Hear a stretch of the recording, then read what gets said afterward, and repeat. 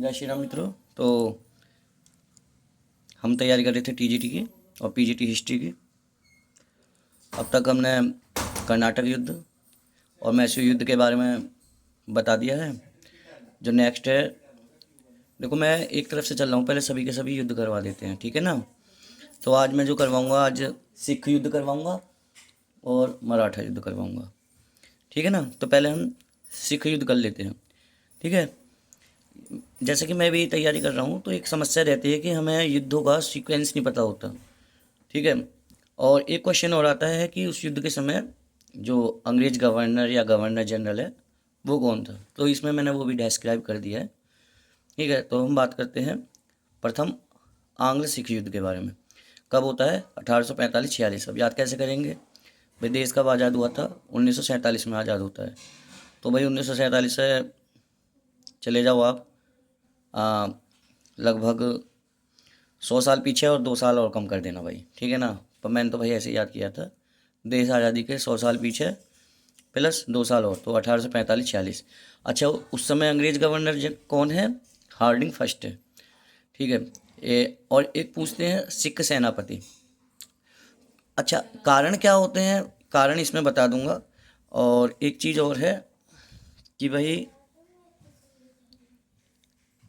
जो सिखों का उदय है और सिखों के जो गुरु हैं वो कौन कौन है, ये मैं बाद में बता दूंगा। फिलहाल हमें युद्ध करने हैं, तो पहले युद्ध की एक सीरीज कर लेते हैं कि प्रथम आंग सिख युद्ध के समय सेनापति कौन है। तो जो सिख सेनापति था वो लाल सिंह है और अंग्रेज सेनापति कौन है? ह्यूगॉफ।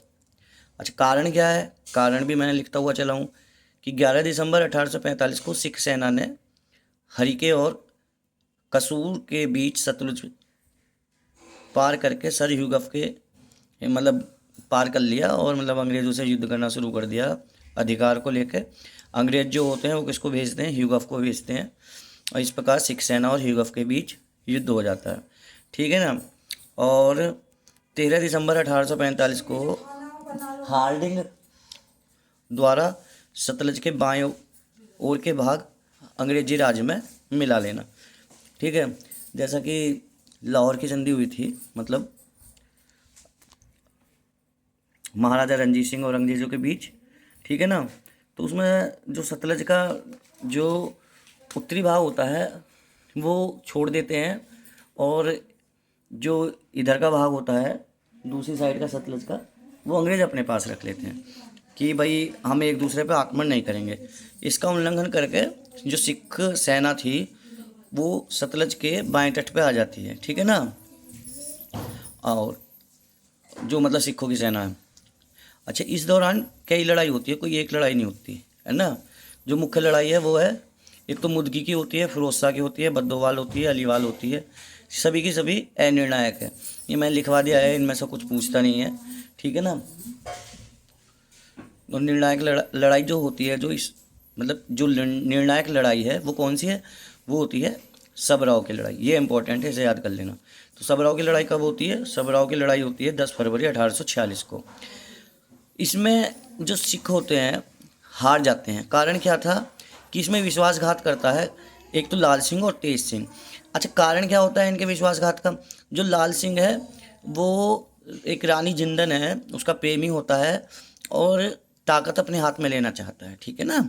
तो इसलिए ये क्या करता है, जितनी भी सूचना होती है सब लीक कर देता है और अपनी सेना को रोक लेता है। उस समय जिस समय सेना को आक्रमण करना होता है उसी समय रोक लेता है। सेम ये समझ सकते हो जैसे प्लासी के युद्ध में होता है, ठीक है ना। ऐसे समझ लो आप। परिणाम क्या होता है इसका? कि लाहौर की फिर संधि हो रही है, ठीक है ना, 9 मार्च 1846 को। और ये जो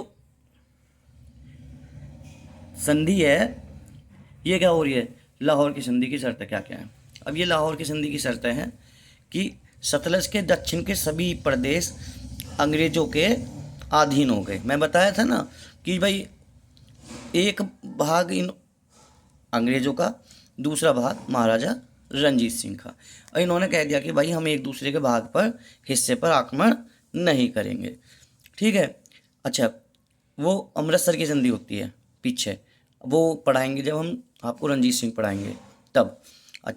अब फिर क्या होता है, सिख सेना में कमी कर दी। अब क्या था, 20,000 पैदल और 12,000 घुड़सवार कर दिए। ये चीज़ नहीं पूछने की, ठीक है ना। ये है, आप ये समझो, या तो पीजीटी के लिए या फिर नेट के लिए, कि लाहौर ये शर्तें 3-4 शर्तें दे देते हैं और उनमें से ये पूछ लेते कि कौन सी शर्त नहीं है। ये नेट के लिए है, ठीक है ना, परंतु फिर भी मैंने लिखवा दिया है, पढ़ना चाहो पढ़ लेना। और एक है, लाहौर दरबार को 1.5 करोड़ रुपए हर्जाना देना पड़ेगा, किसको, अंग्रेजों को, ठीक है। लाल सिंह दिलीप की का मंत्री बन गया, दलीप सिंह का, और जो जिंदा थी वो संरक्षिका बन गई। लाहौर में अंग्रेजी सेना का रखा जाना, कि अब जो लाहौर है उसमें अंग्रेजी सेना रहेगी, ठीक है ना। और क्या है, क्योंकि लाहौर दरबार 1.5 करोड़ रुपया ना चुका पाया, अतः अंग्रेजों ने व्यास से लेकर सिंधु तक का क्षेत्र 1 करोड़ में गुलाब सिंह को बेच दिया। तो अब ये समझ लो, ये जो क्षेत्र है ना व्यास तक का, ये बात कर रहे हैं हम आज के कश्मीर की, ठीक है ना। जहाँ आज ये सभी के सभी लगभग आप समझ लो कि मुस्लिम रह रहे हैं, तो वो क्षेत्र कभी गुलाब सिंह जी का था, ठीक है। और गुलाब सिंह के बाद फिर हरी सिंह जी का रहा, और इस तरह से चलता रहा। उसके बाद भाई ऐसी परिस्थितियाँ आई, या कह लो इसके लिए हम दोषी कांग्रेस सरकार को ही ठहराएंगे, ठीक है, कि उन्होंने ऐसी परिस्थितियाँ पैदा करी कि आज भी समस्या बनी हुई है, भले ही धारा 370 हट गई हो। तो अतः अंग्रेजों ने व्यास से सिंधु तक का क्षेत्र गुलाब सिंह को बेच दिया, मतलब ये गुलाब सिंह ने खरीद लिया। नंबर 2 क्या है कि लाहौर में एक ब्रिटिश रेजिडेंट भी, जब सेना रहेगी तो एक रेजिडेंट भी रहेगा। रेजिडेंट क्या होता था, एक तरह से ये समझ लो राज्यपाल या मध्यस्थ, ठीक है ना, मीडिएटर। तो लाहौर में ब्रिटिश रेजिडेंट कौन है, सर हेनरी लॉरेंस। ये क्या करता था, अब ये लाहौर का जो राज दरबार है वहाँ रहता है, और जो राजा है वो एक तरह से कठपुतली है। जो रेजिडेंट होंगे वो एक तरह से जो अंग्रेज सरकार थी उसके मैसेंजर समझ लो, कि वहाँ से जो मैसेज आएगा वो ही चीज़ जिस राज दरबार में रह रहे हैं उन लोगों को उस चीज़ का पालन करना पड़ेगा, ठीक है। अब नेक्स्ट आ जाते हैं कि भाई ये चीज़ हो गई। उसके बाद ये जो संधि थी यू असफल हो जाती है, ठीक है ना। कौन सी वाली, जो लाहौर की संधि है। फिर होती है भैरोवाल की संधि। अब भैरोवाल की संधि कब हो रही है, 22 दिसंबर 1846 को। कब हो रही है, 22 दिसंबर 1846, ठीक है। अब कारण क्या है, हेनरी लॉरेंस द्वारा राजमाता जिंदावा लाल सिंह, ठीक है ना, पर कश्मीर विद्रोह का आरोप लगा दिया हेनरी लॉरेंस ने, जो वहाँ रेजिडेंट था, ठीक है ना। और शर्त क्या क्या थी, अंग्रेज समर्थक 8 सिखों का संरक्षक समिति बना दी गई, कि भाई अब एक संरक्षक समिति बनेगी, किसकी, सिखों की, और उसमें संख्या कितनी होगी सिखों की, 8। अब अंग्रेज इतने तेज हैं कि ये जितने भी सिख थे ये सभी के सभी अंग्रेज समर्थक थे, ठीक है ना, उनका समूह बना दिया। अब जब अंग्रेज समर्थक है तो भाई सही बात है कि वो बात किसकी करेंगे, बात अंग्रेजों की ही तरफ की करेंगे। ये हमारे देश में, हमारे लोगों में सबसे बड़ी कमी रही है कि हम अपने स्वार्थ के लिए अपने देश, धर्म, हर चीज़ को बेच सकते हैं, ठीक है। अब आ जाओ नेक्स्ट। इनका व्यय लाहौर दरबार द्वारा क्या कर दिया गया, 22 लाख रुपए वार्षिक देना नियत कर दिया, ठीक है ना। किनका व्यय, ये जिंदा का समझ लो, ठीक है ना, और लाल सिंह का।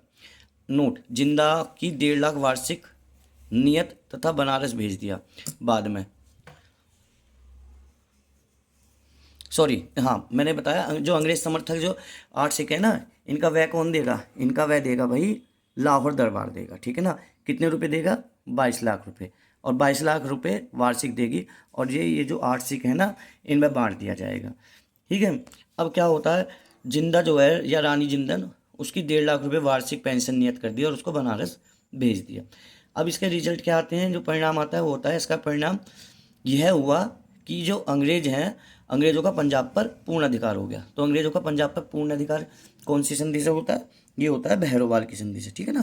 कौन सी संधि से, भैरोवाल। चलो ये तो खैर हो गई। अब 45 की बात है, 45 से 46 तक। अब द्वितीय आंग्ल सिख युद्ध हो रहा है। द्वितीय आंग्ल सिख युद्ध कब शुरू हो जाएगा, 1848 में, ठीक है ना। कब से कब तक रहेगा? 1848 से 1849 तक। कारण क्या रहा? सिखों द्वारा ये, अब जो सिख थे भाई, इनमें फिर से मतलब एक देशभक्ति धर्म के प्रति मतलब भावना जाग गई। इन्होंने कहा कि भाई फिर से तैयारी कर लेते हैं कि क्या पता भाई हम फिर से पावर में आ जाएं। ठीक है। अच्छा, सिखों द्वारा खालसा शक्ति की पुनर्स्थापना करने का इन्होंने प्रयास किया।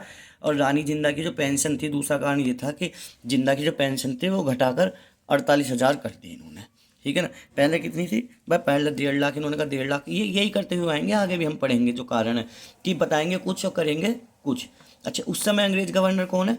देखो, उस समय अंग्रेज गवर्नर है द्वितीय आंग्ल सिख युद्ध के समय डलहौजी। और पहले आंग्ल सिख युद्ध के समय कौन है जो अंग्रेज गवर्नर है? वो है हार्डिंग फर्स्ट। ठीक है ना। अब युद्ध कौन कौन से होते हैं ये सभी हमें याद करने पड़ेंगे। पहला होता है रामनगर का युद्ध। रामनगर का युद्ध कब होता है? 22 दिसंबर 1848 को। याद कर लेना, ठीक है ना।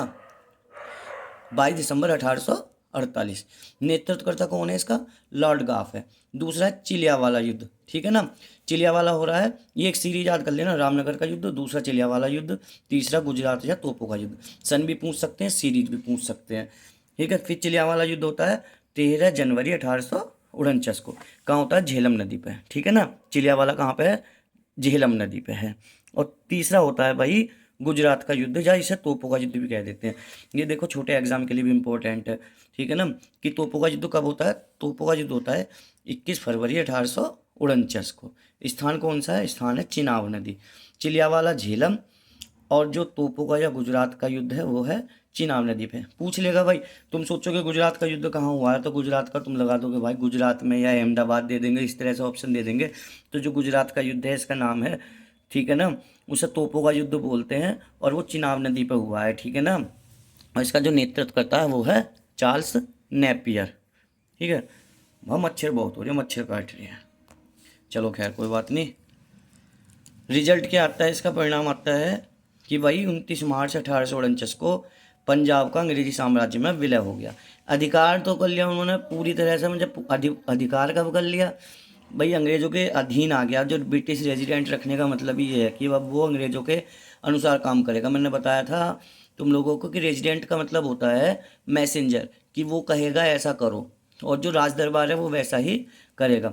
रिजल्ट हो गया भाई, अंग्रेजों पंजाब जो है वो अंग्रेजी साम्राज्य में मिला लिया गया। मूल राज को मृत्युदंड दे दिया। ये हो गया भाई दूसरा युद्ध 1848 से लेकर 1849 तक। ओके। अच्छा, दूसरी चीज़ क्या है जो सबसे इम्पोर्टेंट है? यो भी है, मतलब रामनगर का युद्ध, ठीक है, और चिलियावाला युद्ध, और भाई गुजरात का युद्ध। ये तो हैं ही 3 सीरीज इम्पोर्टेंट कि भाई पहला कौन सा हो रहा है। उसके बाद वही लाल डलहौजी को कोहिनूर हिला वही प्राप्त हो गया। किससे हुआ? दलीप सिंह से। और दलीप सिंह के जो आगे थे रंजीत सिंह को सासूजा से, हाँ, से प्राप्त होता है। वो तो वो कुछ ऐसे निकाल के देता है, ये कहानी है। और डॉक्टर लोगों ने दिलीप सिंह का संरक्षक नियुक्त कर दिया। इस दिलीप सिंह ने भाई लंदन गया, लंदन जाकर इसने ईसाई धर्म स्वीकार कर लिया था, ईसाई बन गया। ईसाई बनने के बाद फिर यो इसमें भाई अपने धर्म के प्रति फिर से प्रेम जागा, इनने की भी अपना धर्म सबसे अच्छा है, और जो फिर जो है अपना सिख धर्म ये में वापस आ जाता है। ठीक है भाई। तो जो धर्म है अपना ही अच्छा होता है। ये जो आजकल छोड़े छोड़े फिर रहे हैं, कभी कोई कुछ बन जाता है, कभी कोई कुछ बन जाता है, सब गलत है। आना तो फिर एक दिन अपने वास्तविक धर्म में है, लोगों को जहाँ से जड़ है ना वहीं से आना है। चलो खैर ये अलग बात हो गई है, कभी किसी और वीडियो में बात करेंगे। अब ये हो गया भाई तुम्हारा जो आंग्ल सिख युद्ध है। नेक्स्ट जो टॉपिक होगा वो आंग्ल मराठा युद्ध होगा। ठीक है भाई। जय श्री राम।